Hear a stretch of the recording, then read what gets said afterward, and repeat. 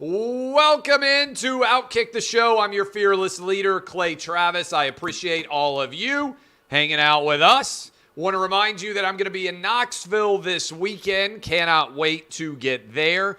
We'll be having a good time as we get ready for the Tennessee-Florida game in Neyland Stadium at 3:30 Eastern on Saturday. I'm going to give you my gambling pick on that one here in a moment. We got a bunch of stories to dive into.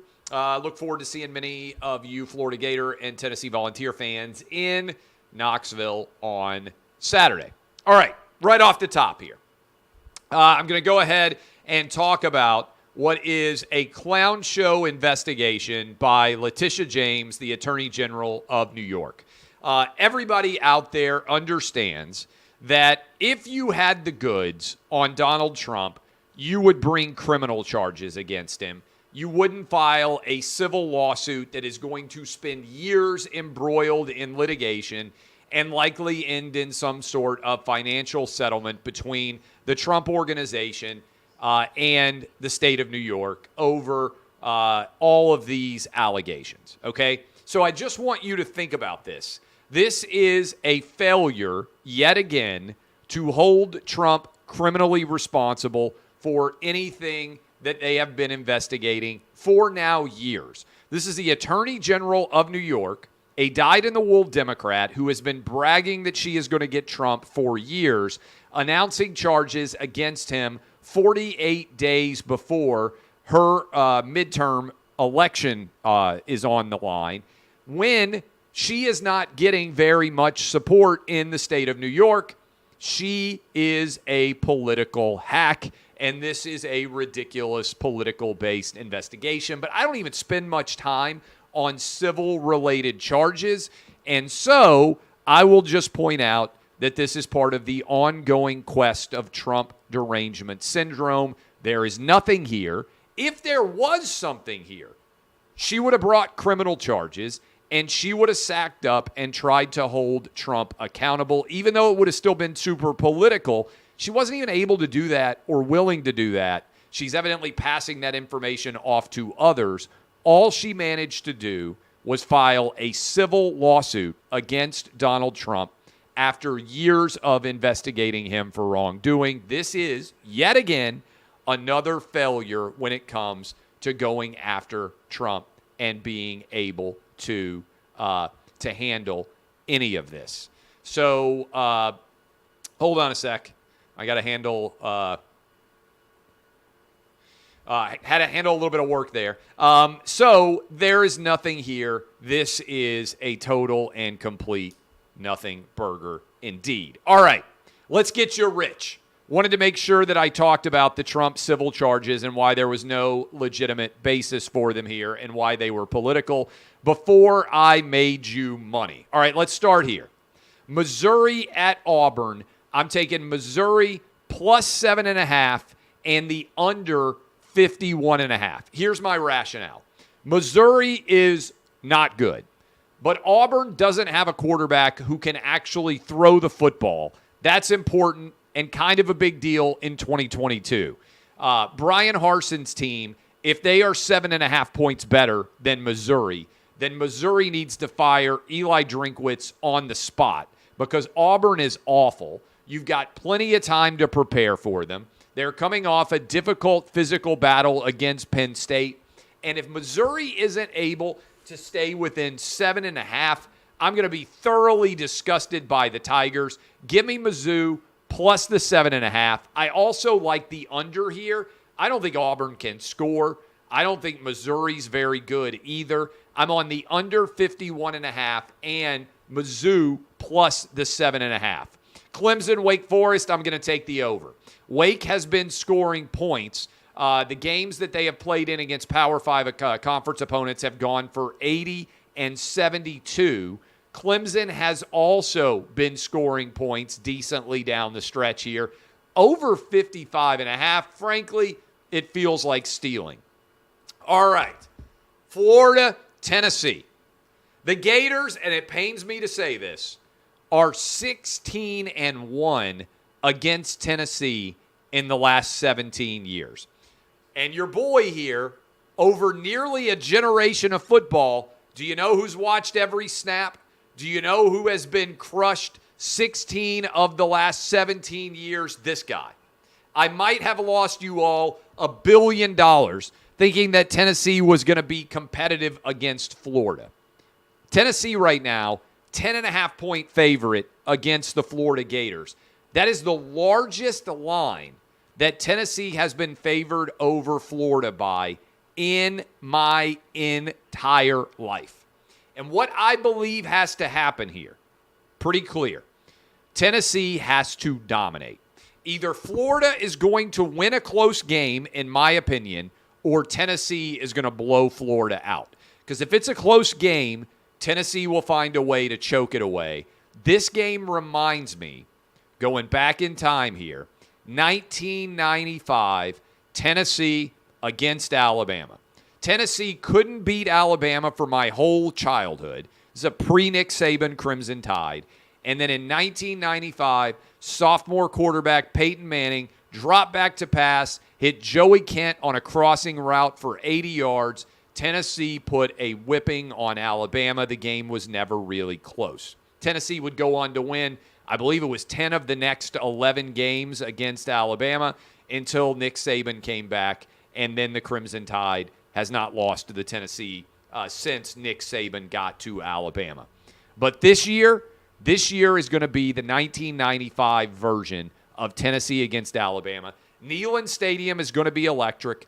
I'm going to be there. Tennessee is going to win 42-20. They are going to cover this number with ease. Give me the Vols minus 10.5 for an Alabama 1995 style beatdown of the Florida Gators. Notre Dame, North Carolina. This line is strange to me. UNC coming off the road. I believe they beat Georgia State and they beat App State. I don't know why they're playing these games on the road in the first place. Notre Dame managed to rally and beat Cal. Notre Dame sitting at 1-2. UNC is 3-0. UNC is only a 1.5-point favorite here. Surprises me because Notre Dame, while talented, has no offensive firepower. This would be a monster win for the Tar Heels. They are super excited about playing this game. I got to be honest with you. I think UNC wins comfortably. This line stinks to the high heavens. Feels like there's some sort of rig job in effect here. But I'm taking UNC minus 1.5 against Notre Dame. Then we're going to go to Iowa-Rutgers. You know, very few people are more supportive of Greg Schiano than me. Longtime listeners, longtime readers, longtime followers of OutKick are well aware that while most of the media wants to kick Greg Schiano, I have been a longtime defender of the legendary Vince Lombardi-like Greg Schiano. And I like Rutgers, as a result, plus 7.5 in this game. I like Rutgers to cover against Iowa. The over-under 34.5. It's one of the lowest over-unders I have ever seen. Partly that's because Iowa's first 3 games, 10 total points, 17 total points, 27 total points. I am taking Rutgers plus the 7.5, and I am taking the under in this game. A 7.5-point line in a 34.5-point over-under is actually a big number. Too big. Rutgers covers, and the under hits. Arkansas going up against Texas A&M. I'm going to take the under 48.5 in this game. Why? Why am I taking the under 48.5? Because to me, when you break this down, it's about pace, tempo, and control. And Texas A&M defensively has taken the air out of the football all season long.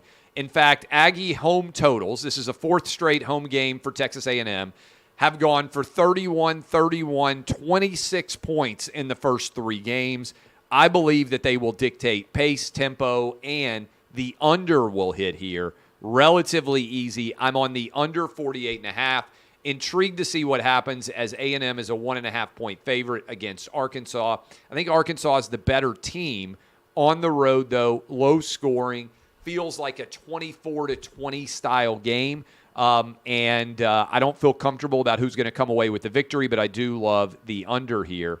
Finally, Vanderbilt on the road against Alabama. I think Vanderbilt, who has been scoring, look, they've scored 63, 42, 25, 38 points in their first 4 games. They've already played 4 because they opened at at Hawaii. I think that Vanderbilt's going to cover the 40.5 at Alabama. Give me the Crimson Tide not to get it done, and the Commodores to sweep in and cover the 40.5. There you have it. 9 big winners for all of you. But yes, we should be good to go there. All right. A bunch of different gambling picks there. 9 winners for you.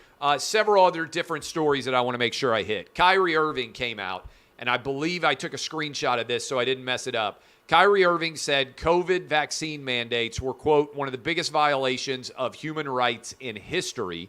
That was a part of his tweet, and I want to make sure that I read it for you completely because I sent this out as well. And I believe Kyrie Irving has actually been courageous in being willing to speak out against all of these COVID shot monstrosities, and the fact that they've actually been able to exist in general. Here is what Kyrie Irving said, and I give a great deal of credit to him. If I can work and be unvaccinated, then all my brothers and sisters who are also unvaccinated should be able to do the same without being discriminated against, vilified, or fired. This enforced vaccine pandemic is one of the biggest violations of human rights in history. And I give credit to Kyrie Irving for sticking to his guns here, to Novak Djokovic and also Aaron Rodgers, among many other athletes who also publicly came out against the COVID shot. And I got to tell you, New York City has now done away with a private business COVID vaccine mandate. So you can go into any job as long as you are not a city or federal employee and walk right in. There was no point in this from the get-go. I had to get a waiver to be able to go into the Fox News building up in New York City because I never got the COVID shot. They are now doing away with it starting November 1st. Anybody can go in. We'll be back to relative normalcy. But Kyrie Irving pointed out the hypocrisy of this on so many different levels. He was allowed to sit courtside and watch basketball games, but he wasn't allowed to play in them. And it was so many people out there. There were so many people out there who were just sheep, and they weren't willing to speak out. They weren't willing to use their voice to speak out powerfully for many people who didn't have that option. And I give credit to Kyrie Irving for speaking out on this issue. It's also still ridiculous that the United States requires you to have a COVID shot in order to enter the country, unless, of course, you're entering illegally from the southern border. Almost every country in the world has ended their COVID shot requirements because the COVID shot is worthless, and there isn't really any basis upon which to continue this. Canada has now ended its COVID shot requirement just in time, conveniently, for the Major League Baseball playoffs. My father-in-law lives across the river in Michigan from Canada. He's in the Detroit area, and I wasn't allowed to go across. Think about how crazy this is. I wasn't allowed to cross the river into Canada in his boat because I hadn't gotten the COVID shot. Think about how crazy that is to actually contemplate that this was ever the law of the land anywhere. But Canada, Justin Trudeau's government, has even ended their COVID shot requirement, yet the United States still has it. You know who else has it? China, North Korea, the United States, among the only countries still in the world that are requiring people entering the country in airplanes to have the COVID shot. Non-citizens, by the way. I can come back and forth into the United States without having had the COVID shot. But all of this is crazy, particularly because it's built upon Dr. Anthony Fauci, who mocked masks at restaurants in private, according to Brian Morgenstern, who we just had on the radio program. He said that Fauci in private would ridicule the idea that restaurants required you to wear a mask when you walked in, and then as soon as you were seated, they would allow you to take your masks off and eat. Many people, including yours truly here, have ridiculed this idea for years. Turns out, privately, Dr. Fauci also recognized that it was ridiculous, but he never spoke out against it.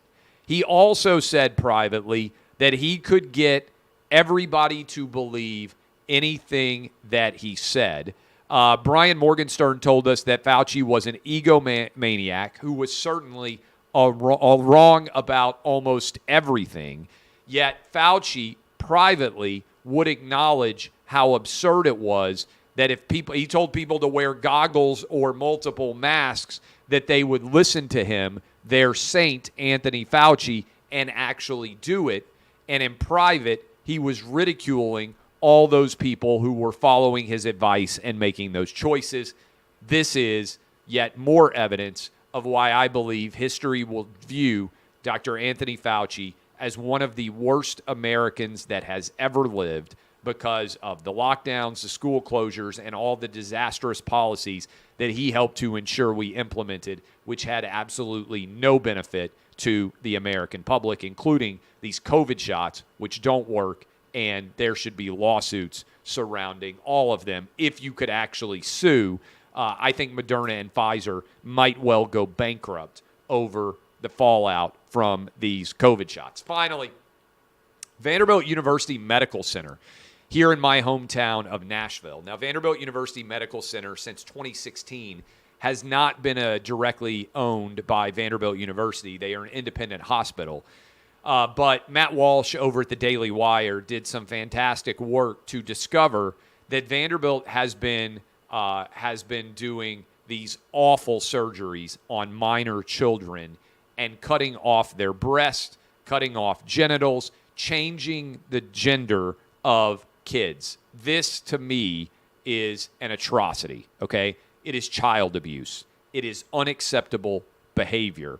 And we should have a criminal investigation, and potentially we have to, in my home state of Tennessee, but also across the entire nation, start to hold doctors accountable for this behavior because it is indefensible. And let me explain exactly what I mean by this. You can't get a tattoo in this country until you're at least 18 years old. You can't get a beer until you are 21 years old. You can't rent a car in many places until you are 25 years old. Yet we are allowing minor children to cut off their genitals when they are 14 and 15 years old. And this is being done, and it's not considered child abuse. Look, if you are over the age of 18 and you decide that you want to have surgery to change your gender, you can do that. I disagree with it by and large. I think that when you are young, you oftentimes make irrational choices. I don't think an 18 or 19-year-old should do this, my personal opinion. But if you're an adult and you have the money to be able to afford to do it, then I think you should have that right. I believe in freedom in America. But if you're a minor child and we don't allow you to get a tattoo till you're 18, and we don't allow you to buy a beer until you're 21, and we don't let you rent a car until you're 25 because we don't think you can handle the responsibility of tattoos, beer, or driving a vehicle that is not your property, how in the world are we allowing minor children to have gender reassignment surgeries when they are at those ages? We don't typically even consider kids to be responsible for crimes that they commit before they are 18 years old. So how in the world are we justifying decisions when it comes to these sort of desecrations of the body to change the gender? It's indefensible. It's wrong. There is no way to defend it at all. and it should be considered child abuse nationwide, and more people need to be speaking out about how wrong this is, whether it's occurring at Vanderbilt University Medical Center or it's occurring anywhere else around the world. Give credit to Matt Walsh for his investigation here and for his deep dive into this unacceptable behavior. All right, gave you 9 gambling picks. I will be on, at least I'm scheduled to be on, with Jesse Waters tonight on Fox News. Hope you saw me this morning on Fox and Friends talking about Aaron Judge, 60th home run. Let me mention Aaron Judge's 60th home run again here, by the way. It's a shame that McGuire, Sosa, and that ilk, Barry Bonds, all occurred, because otherwise this would be an incredible story right now with Aaron Judge becoming the first player without being involved in the steroids era to hit 60 home runs. Would be a remarkable achievement, remarkable story. Congrats to Aaron Judge.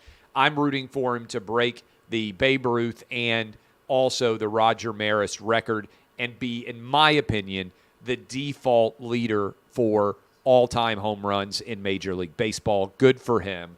I appreciate all of you. DBAP, unless you need to SBAP. I will see you later today on Fox News and tomorrow on Clay and Buck. Thanks for all your support of OutKick. We are rolling because of you guys. Thank you all.